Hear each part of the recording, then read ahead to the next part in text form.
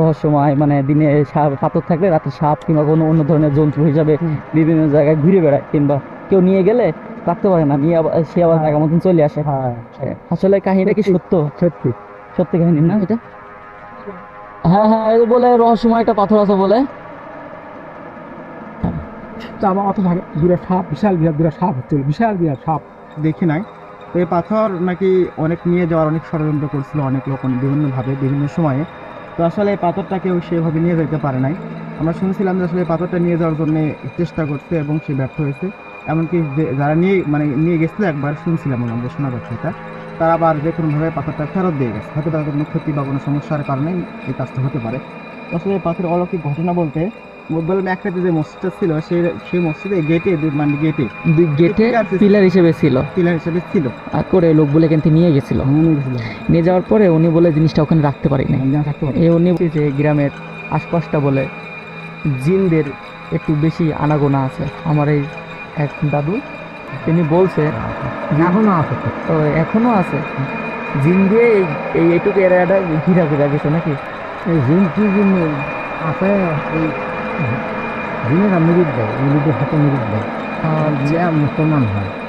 আমি এখন অবস্থান করতেছি সে রহস্যময় ভয়ঙ্কর এক পাথরের গ্রাম, যেখানে একটি পাথর রয়েছে, যে পাথরটি খুবই ভয়ঙ্কর, খুবই রহস্যময় একটি পাথর। এই পাথরটি বলে সেই মুঘল আমলে দের থেকে এখানেই একই জায়গায় অবস্থান করতেছে, কিন্তু এই এলাকাতে কিন্তু কোনো মুঘল সাম্রাজ্যের কোনো অফিস স্থাপনও কিন্তু নেই, কিন্তু এই পাথরটি আজও এখানে রয়ে গেছে। আজ থেকে প্রায় 400 থেকে 500 বছর আগেকার সেই রহস্যময় পাথর। এই পাথরটা কিনা এলাকার লোক বলছে যে পাথরটা হচ্ছে দিনের বেলায় শান্তশিষ্ট পাথর, আর রাত্রের বেলায় ভয়ঙ্কর সাপ হয়ে বলে এলাকায় বিস্তার করে বেড়ায়, এবং বিভিন্ন ধরনের ভয় ভীতির মধ্যে, আতঙ্কের মধ্যে এলাকার লোক থাকে। আর আমি আজকে সেই এলাকাতে রয়েছি, আর এই এলাকাটি হচ্ছে, আসতে হলে আপনাদের আসতে হবে কালাই রাজবাটির রোড। এটি হচ্ছে দুপচাচিয়া থেকে 3 দিঘি যে রোডটি চলে আসছে, এই রোডটি থেকে কিছু দূর আসলেই কিন্তু আপনি এই মোড়টা বা এই রাস্তার মাথাটা পাবেন। আর এই মাথাটার পাশেই রয়েছে হচ্ছে সেই আপনার ছোট্ট আরেকটি সাইনবোর্ড রয়েছে, ইসলামিয়া মিশন। এই মিশনের রোডে নামলেই এখান থেকে মাত্র 500 মিটার হাঁটলেই কিন্তু আপনি সেই পেয়ে যাবেন সেই রহস্যময় পাথরের স্থানটি বা জায়গাটা। আর আমরা এখন এই রাস্তা ধরেই সেই গ্রামের দিকে ঢুকবো, আর সেই গ্রামের দিকে আস্তে আস্তে যাবো, আগাবো। আর রাস্তাটি খুব সুন্দর, দুই সাইডে কৃষকদের ধানের আবাদ করছে।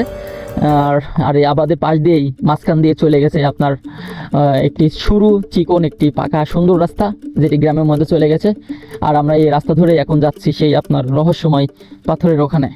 গ্রামের আঁকাবাঁকা রাস্তা ধরে যাওয়ার পথে আরও অনেক আকর্ষণীয় কিংবা দর্শনীয় স্থান দেখা যায়, যেগুলো অনেক পুরাতন আমলের।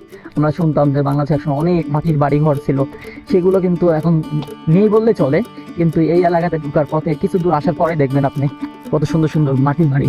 এই যে দেখছেন, এটি কিন্তু একটা মাটির বাড়ি, আর একতলা দুতলা বিশিষ্ট এই মাটির বাড়িগুলো এদিকে মানুষের পাশে দেখা।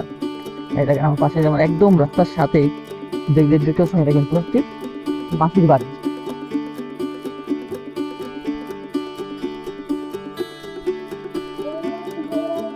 এগুলা কিসের বাসা করছে? পাখি, কবুতরের? এ কি আপনার পালেন নাকি দূরত্বে এসে বসছে কেন? পালাতা? আচ্ছা, দেখছেন মাটির বাড়ি, দুতলা বাড়ি, আর বাড়ির একদম আপনার টিকিট দিয়ে যা হোক মানে ছাউনি নিচ দিয়ে, ছাউনি দেওয়া ছাউনি নিচ দিয়ে কবুতর পালতেছে কত সুন্দর করে ঘুরি সিস্টেম করে। হ্যাঁ তো ভালো আছে ভাইয়া। বড় ভাই, এই জায়গায় একটা পাথর আছে, কোথায় সেটা? এই মসজিদের সামনে না? আচ্ছা ভাই, এখানে বলে একটা পাথর আছে, কোথায় এটা ভাই? হ্যাঁ হ্যাঁ, এই বলে রহস্যময় একটা পাথর আছে বলে। কোনটা সেটা, কোথায় ভাই? ওখানে না? আচ্ছা। যাওয়ার পথে এই সেই রহস্যময় পাথরের কাছে যাওয়ার পথে আমার এই স্থানীয় একজন ভাইয়ের সাথে কথা দেখা হয়ে গেল, তার কাছে কিছু তথ্য শুনবো। আচ্ছা ভাই, যে পাথর সম্পর্কে যে অনেকে অনেক কথা বলে যে রহস্যময়, মানে দিনে পাথর থাকলে রাতে সাপ কিংবা কোনো অন্য ধরনের জন্তু হিসাবে বিভিন্ন জায়গায় ঘুরে বেড়ায়, কিংবা কেউ নিয়ে গেলে রাখতে পারে না, নিয়ে আবার সে আবার জায়গা মতন চলে আসে। আসলে কাহিনীটা কি সত্য? সত্যি সত্যি কাহিনী না এটা? আমাদের চুরি চামারি হয়, ওটা একটা মানুষ করে যে এইটা ওইটাতে আসবো, তাহলে ভয়তে এমনিতে দেয় যে চুরি করে। আচ্ছা, মানে কেউ যদি চুরি করে এটার ভয় দেখালে, মানে যেখানে মান্যত দিলে তোর কিন্তু সমস্যা হবে, এই ধরনের কিছু ভয় দেখালে আবার ওরা এসে দিয়ে যায়। আর অনেকে বিশ্বাসও করে যে পাথরের যে কাহিনীটা এটা সত্য। আসসালামু আলাইকুম। আমি তো আপনার এখানে আসছিলাম, ওই যে একটা পাথর আছে বলে, কোথায় এই পাথরটা? হ্যাঁ হ্যাঁ, তো এই রহস্যময় বলে একটা পাথর আছে, খুবই রহস্যময়। হ্যাঁ, ওই সাইডে না এটা? আচ্ছা। কালাই রাজবাটির হচ্ছে জামে মসজিদ, আর এই মসজিদের পাশেই অবস্থান করতেছে সেই পাথরটি। এই সেই পাথরটি খুবই সাধারণভাবে শুয়ে আছে। 3 হাত লম্বা বিশিষ্ট এই পাথরটি বলে রাতের বেলায় সারা গায়ে ঘুরে সাপ হয়ে, আর দিনের বেলায় সাধারণ পাথর হয়ে ঘুরে শুয়ে থাকে। আসলে কথাটা কি সত্য? আর আমি আজকে এই পাথর সম্পর্কে তথ্যটা জানবো এই কেন্দ্রীয় জামে মসজিদের মুয়াজ্জিন সাহেবের কাছে। তার কাছ থেকে কিছু তথ্য আমরা এখন জানবো এই পাথর সম্পর্কে। আসসালামু আলাইকুম। কেমন আছেন? আলহামদুলিল্লাহ, আল্লাহ ভালো রাখছে। আপনার নাম? মোহাম্মদ আবু সাইদ, আবু সাইদ। আপনি এখানে কালা রাজবাটি কেন্দ্র জামে মসজিদের মুয়াজ্জিন। মুয়াজ্জিন সাহেব আছেন? কতদিন ধরে আছেন এখানে? 10 বছর প্লাস। 10 বছর প্লাস। তো তাহলে হলো আপনার কাছে তথ্যটা খুব ভালোভাবে জানা যাবে। তো আপনি তো এখন যে পাশে দাঁড়ায় আছেন, এটা তো হচ্ছে একটা পাথর, বাট আমি অনেকজনের কাছ থেকে শুনেছি যে পাথর বলে একটা অলৌকিক ভাবে একটা শক্তি তার কাছে আছে, মানে এখন আছে কিনা জানি না, কিন্তু এর আগে ছিল বলে। তো এই সম্পর্কে, এই পাথর সম্পর্কে, রহস্যময় পাথর সম্পর্কে আপনার কাছে কিছু তথ্য নিব, আপনি একটু সঠিক তথ্যটা আমাকে জানাবেন। তো যাই হোক, প্রথমে হচ্ছে যে পাথরটা কিভাবে আবিষ্কার হলো এই জায়গাতে? আলহামদুলিল্লাহ, আমাদের হচ্ছে অনেক প্রাচীন মসজিদ এটা, মানে আমাদের শোনা কথা আর কি। আমরা তো আর অনেক কিছু দেখি নাই, আমাদের পূর্বপুরুষ যারা আছে, আমার দাদারাও ঠিকভাবে বলতে পারবে না, অনেক প্রাচীন মসজিদ এটা। তো আমরা শুনছিলাম এখানে এক রাতে মসজিদের সামনে যে জায়গাটা আছে, এই জায়গাতে এক রাতে একটা মসজিদ নির্মিত হয়েছিল। তো এই এক রাতে যে মসজিদটা নির্মিত হয়েছিল, এই মসজিদের গেটে আপনার এই পাথরটা ছিল, মানে এটা আর পাশে আরেকটা পাথর আছে, 2টা পাথর মসজিদের গেটে ছিল।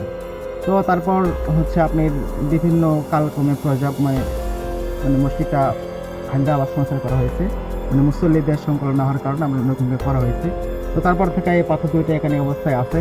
তো আপনি যারা জানতে চাচ্ছিলেন যে আসলে পাথর অলৌকিক কোনো ঘটনা আছে কিনা, হ্যাঁ হ্যাঁ, তো আসলে আমাদের সবকিছু শোনা কথা, আমরা সব কিছু দেখি নাই।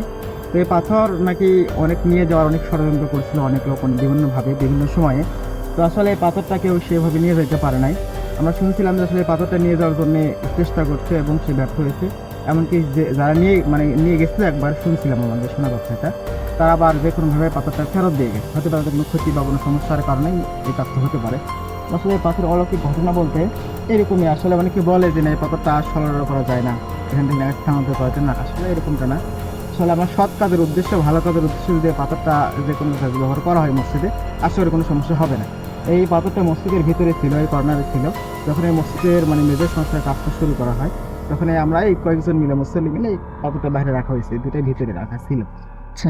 বললাম একটা যে মসজিদটা ছিল, সেই মসজিদের গেটে মানে গেটে দুই গেটে পিলার হিসেবে ছিল। পিলার হিসেবে ছিল। আচ্ছা, এটা আমাদের গেটের পিলার হিসেবে ছিল। এইভাবে শোনা কথা বলতেছি। পরে যখন এটা সংস্কার করছেন ভেঙে ঠেঙে, তখন এই দুইটাকে রেখে দিয়েছেন। বুঝতে পেরেছেন, তা বলতে পারবো না, তো আমরা আমার মধ্যে থেকে আমি দূরে দেখতেছি, আর থাকলেও থাকতে পারে। আসলে দুটাতে দুই রকম, ওটা হচ্ছে একটু গোলাকৃতির আর এটা একটু চ্যাপ্টা একটা তীর। দাদারাও কবার না, তবে আমরা শুনেছি, পুরো শুনেছি কি এখানে যখন এক রাতে মসজিদ নির্মাণ আছে, মাজার ইয়ার ঢোকন নির্মাণ আছে, তখন শুনেছিলাম যে এই 2টা পাথর দরজা করার জন্য রেখেছিল, তো দরজা করতে পারেনি, রাত্রি গেছে। এই পাথরটা বলে কোনো এক ব্যক্তি বলে কোনো এক সময় মানে জানাজানি হওয়ার পরে চালাই করে লোক বলে কিন্তু নিয়ে গেছিল। নিয়ে গেছিল, নিয়ে যাওয়ার পরে উনি বলে জিনিসটা ওখানে রাখতে পারি না, থাকতে পারে। উনি বলে আবার এই জিনিসটা এখন উনি থুয়ে গেছে নাকি একাই বলে এখানে এসেছে যে। আর অনেকে বলছে যে এটা দিনের বেলা সাধারণ একটা পাথর হয়ে থাকলেও রাতের বেলা বলে এটার রূপ চেঞ্জ হতো, মানে অন্য একটা জীবজন্তুর আকৃতি সে নিত। অনেকে বলছে সাপ, অনেকে বলছে বিভিন্ন ধরনের সাপ ঠাপ হতো। গল্প শুনেছি, আমার দাদা বাপু ছিল, অত দূরে সাপ, বিশাল বিরাট দূরে সাপ হচ্ছিল, বিশাল বিরাট সাপ।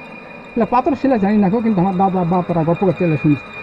এই গ্রামটাতে অনেক অলৌকিক ঘটনাও কিন্তু ঘটে, কারণ আমি শুনছি যে এই গ্রামের আশপাশটা বলে জিনদের একটু বেশি আনাগোনা আছে। আমার এই এক দাদু তিনি বলছে এখনো আছে, তো এখনো আছে, জিন দিয়ে এই এইটুকু এরিয়াটা ঘিরা ঘিরা গেছে নাকি?